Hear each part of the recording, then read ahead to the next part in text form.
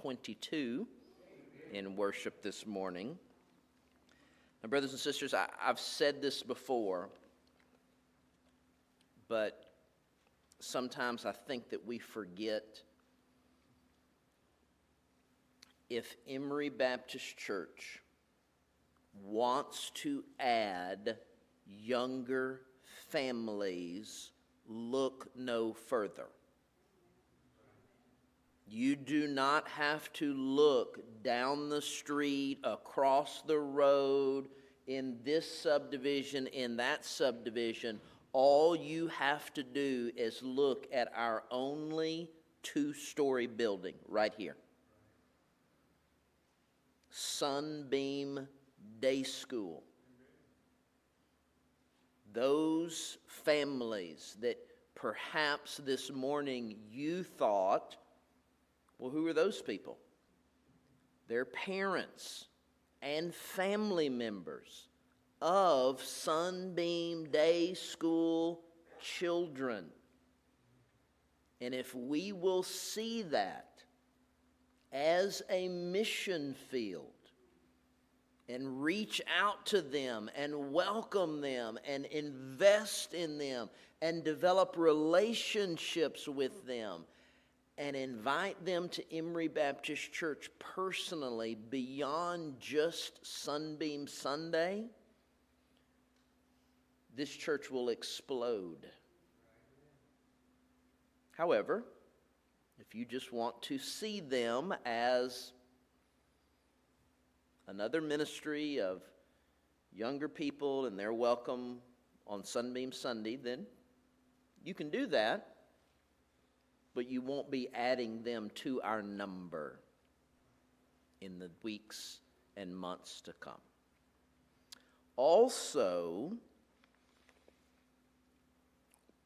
and on that note, I could not be more thankful and grateful for Cecily Kirby. She is a godsend to me, to my family, and to Emory Baptist Church. Unbelievable. Also, I don't know if you remember or not, and I'll give you just a little background.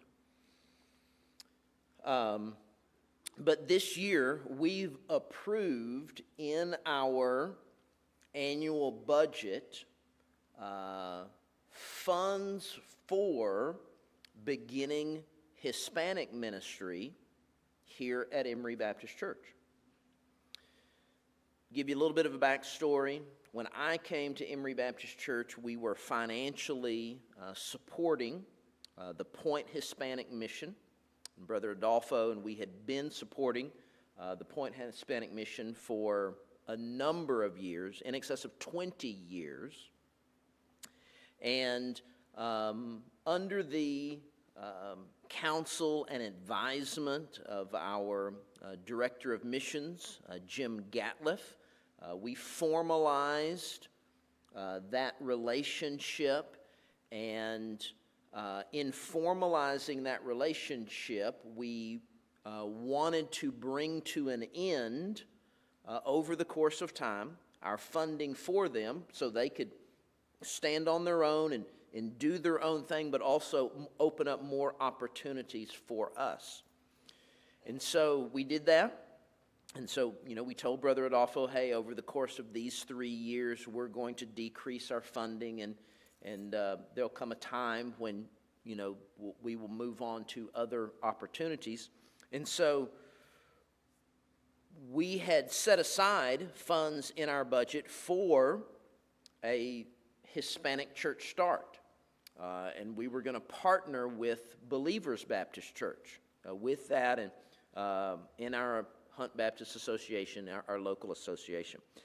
At that particular time, we were thinking about, okay, well, we need a building or a location that is separate from either of those two churches. Well, good luck finding a building or land or any type of structure that it's affordable in Rains County.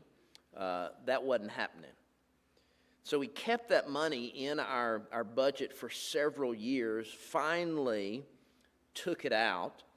But then the association changed their approach, their strategy of incorporating Hispanic ministry into some Anglo congregations. Not encouraging a separate location, but encouraging a specific ministry, potentially on site, maybe operating even at the same time, simultaneously as the Anglo service. And so I said, hey, sign Emory Baptist Church up for that. And so we began to work with the association. We included that in our budget for 2026, part-time, $100 a week from Emory Baptist Church, $100 a week from the association, so $200 a week to begin some type of Hispanic ministry on site as a part of Emory Baptist Church.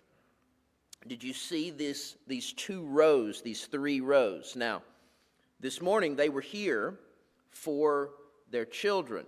Now you might think, well, why did they get up and leave? Because they don't speak English.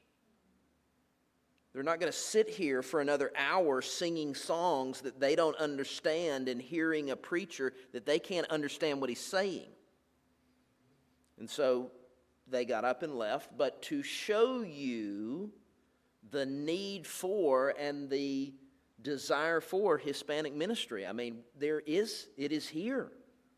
There is, Point Hispanic Mission is still functioning, but according to Brother Jim Gatliff, it's just a couple of families.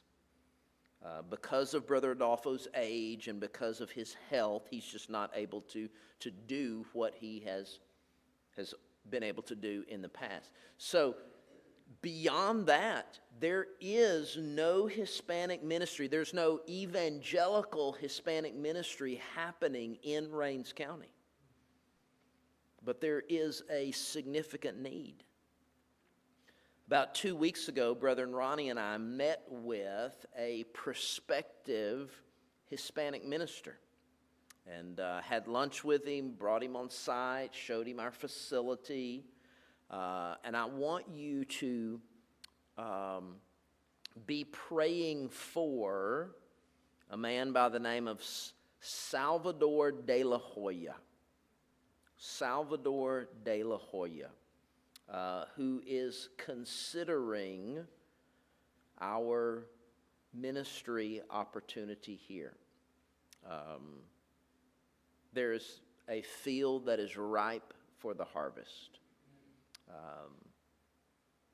with Hispanics, and it would be great for our community and for our church, but it has to be the right person.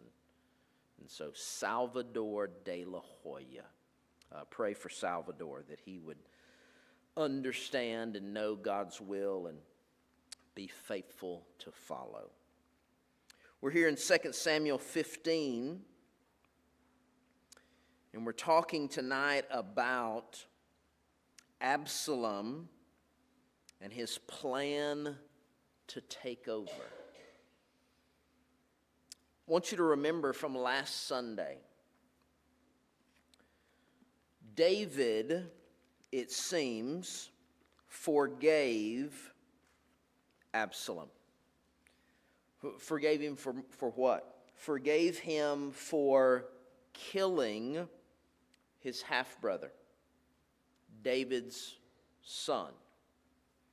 And we saw that, and there was the encouragement on your part that if David can forgive how Absalom hurt him, killing a child, if David forgave him like the Lord forgave David, then hopefully you and I also can forgive some of our deepest hurts the way that the Lord forgave us.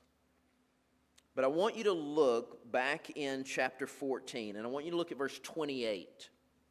2 Samuel 14:28. So when Absalom was brought back to Jerusalem, look what the text says. And Absalom dwelt 2 full years in Jerusalem, but did not see the king's face. It seems as if, because of what we're going to read tonight, it seems as if even though David forgave Absalom, that there was some resentment that built up in Absalom that then served as the catalyst for what we're going to see tonight in Absalom's plan to take over. Look at 2 Samuel 15, beginning in verse 1. After this, what is this? David's forgiveness. After this, it happened that Absalom provided himself with chariots and horses and 50 men to run before him. These are all symbols and attributes of royalty. He is presenting an image that he wants to capitalize on. Verse 2, now Absalom would arise early and stand beside the way to the gate. So right there by the city gate. So it was whenever anyone who had a lawsuit came to the king for a decision. Now remember, who's the king? King David, Absalom's father. That Absalom would call to him and say, what city are you from? And he would say, your servant is from such and such a tribe of Israel. Then Absalom would look to him, say to him, look, your case is good and right, but there is no deputy of the king to hear you. So evidently, David was busy. David was getting older. We don't know exactly, but David wasn't able to do all of the things that being king had originally required. And Absalom took advantage of that. Verse 4, moreover, Absalom would say, oh, that I were made judge in the land, and everyone who has any suit or cause would come to me, that I would give him justice. In other words, my father is not doing a very good job. But oh, if I had my father's position, how good I would do as king. Verse 5. And so it was whenever anyone came near to bow down to him, that he would put out his hand and take him and kiss him. In this manner, Absalom acted toward all Israel who came to the king for judgment. And then listen to this, the end of verse 6. So Absalom stole the hearts of the men of Israel. Now it came to pass, and here's the New King James Version says 40 years, but your translation may say 4 years, depending on what translation you have. Maybe if you have the NIV or if you have the New Living Translation, it's probably better 4 instead of 40. Now it came to pass, and we're going to say after 4 years, that Absalom said to the king, to King David, please let me go to Hebron and pay the vow which I made to the Lord. For your servant took a vow while I dwelt at Geshur in Syria, saying, if the Lord indeed brings me back to Jerusalem, then I will serve the Lord. Now, do you remember how Absalom got back to Jerusalem from last week? Joab, is that right? Joab, which was David's commander, set up a woman to go to King David and to tell him this parable. She had lost her husband, and one of her sons had killed the other one. And if David brought forth capital punishment on this living son, that she would be without. And so she convinced him not to kill her living son. Well, she then applied it to Absalom and said, hey, you're making an exception for execution in my case. Make an exception for execution in Absalom's case. And so Joab then brought David back to Jerusalem. And Absalom, here in verse 8, saying that was the hand of the Lord that brought him back. And so Absalom asked to go to Hebron, verse 9, and the king said to him, go in peace. So he arose and went to Hebron. And then Absalom sent spies throughout all the tribes of Israel. Isn't that interesting?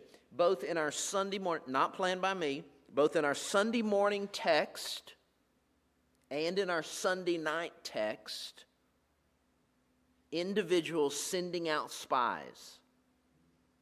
Well, that ought to tell you something. That just as the chief priests and the scribes and the elders were guilty of their trickery this morning, Absalom's guilty of his own trickery tonight. Then Absalom sent spies throughout all the tribes of Israel, saying, as soon as you hear the sound of the trumpet, then you shall say, Absalom reigns in Hebron. You know, the only one who reigns is the king. And with Absalom went 200 men, invited from Jerusalem, and they went along innocently and did not know anything. Then Absalom sent for Ahithophel, the Gilonite, David's counselor, from his city, from Gilo, while he offered sacrifices, and the conspiracy grew strong, for the people with Absalom continually increased in number. So how did Absalom pull this off? Well, let's go back and look at the text. Notice in verse 2 that he was seen. He made sure that he was seen. Verse 2, now Absalom would rise early, stand beside the way to the gate, seeing all the people come into the city on a daily basis. He was seen. And then verse 4, he made himself available. He said, oh, that I were made judge in the land. And everyone who has any suit or cause would come to me, that I would give him justice. He made himself available. David wasn't available, and you're needing judgment for your case. So I'm going to make it abundantly clear that I am available. So he was seen, he was available. Verses 5 and 6, he was kind, at least to some degree. His motives weren't great. But the end of verse 5 said he would kiss all the people who came to him.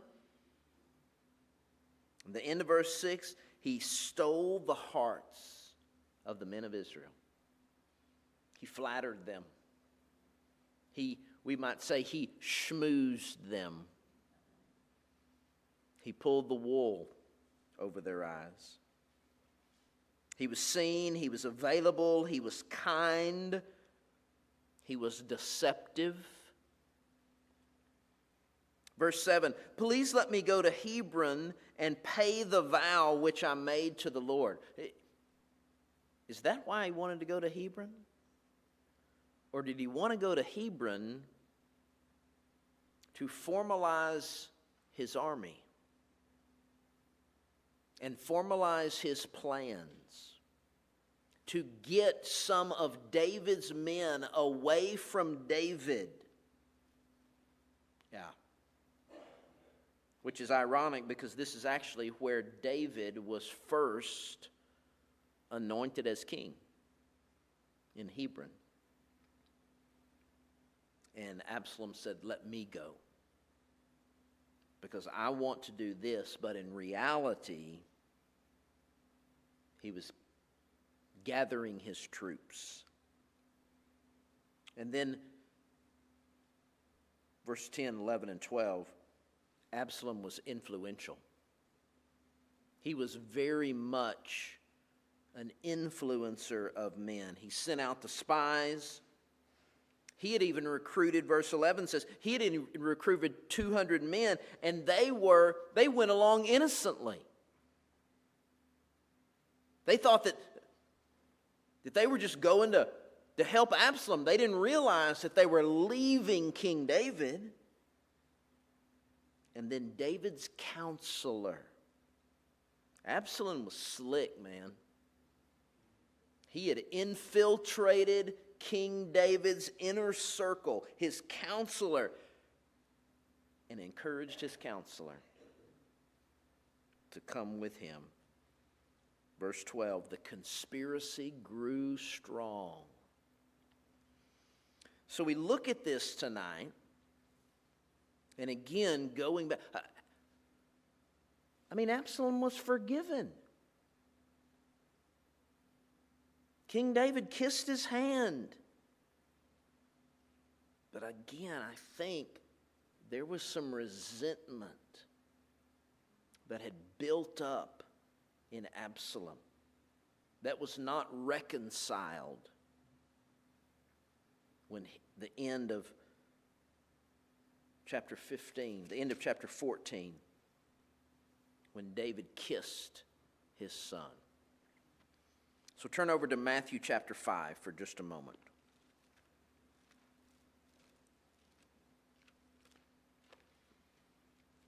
Sermon on the Mount.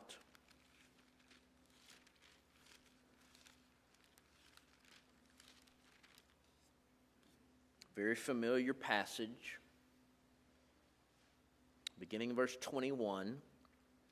And this goes hand in hand with last Sunday night and being willing to forgive and not carrying bitterness and anger with you. Jesus said in Matthew 5:21, "You have heard that it was said to those of old, 'You shall not murder,' and whoever murders will be in danger of the judgment. But I say to you that whoever is angry with his brother without a cause shall be in danger of the judgment. And whoever says to his brother, 'Raca,' shall be in danger of the council. But whoever says, 'You fool,' shall be in danger of hellfire. Therefore, if you bring your gift to the altar and there remember that your brother has something against you, leave your gift there before the altar and go your way. First be reconciled to your brother and then come and offer your gift. Agree with your adversary quickly while you are on the way with him, lest your adversary deliver you to the judge hand you over to the officer, and you will be thrown into prison. Assuredly, I say to you, you will by no means get out of there till you have paid the last penalty." Now, you might think that this is a very specific situation with some specific conditions, and I don't deny that. But in the grand scheme of things, in understanding Jesus' words here as well as the whole of Scripture, brothers and sisters, we know about cancer of the body. But can I just tell you that unforgiveness and bitterness and anger is the cancer of the soul? And it will take years off your life if you allow it. Something was going on with Absalom where he didn't actually receive that forgiveness and also in turn forgive his father. What was he upset about? Well, maybe he was upset that David didn't take care of Amnon after Amnon raped Tamar. Okay.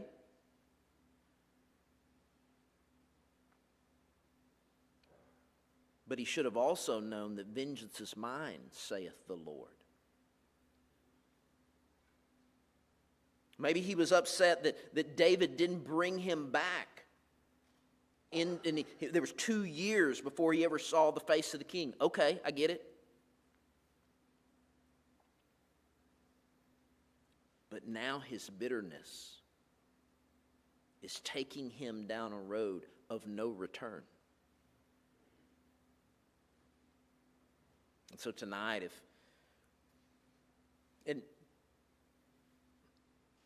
I'd love to stand before you tonight and tell you, yeah, I'm good at this. I'm not. I'm not. I wish that I could get over things quicker. I wish that I wouldn't dwell on things as long. But I'm guilty. And it's a great reminder for me tonight to move on from hurt. Let it go. Trust the Lord. If somebody else is in the wrong, the Lord will take care of it. Justice, vengeance is mine, saith the Lord. Again and again and again. And don't let anger and resentment and bitterness steal life and joy from you. That's a decision that we make for ourselves. That's a decision that we have to come to personally. And we're all capable of it, regardless of how deep the hurt is. Let's not be like Absalom. Let's be like King David, forgiving and moving on. God bless you for being here tonight. Hope and pray that the Lord might use this in our study of 2 Samuel as you go throughout your next week. Let's stand together.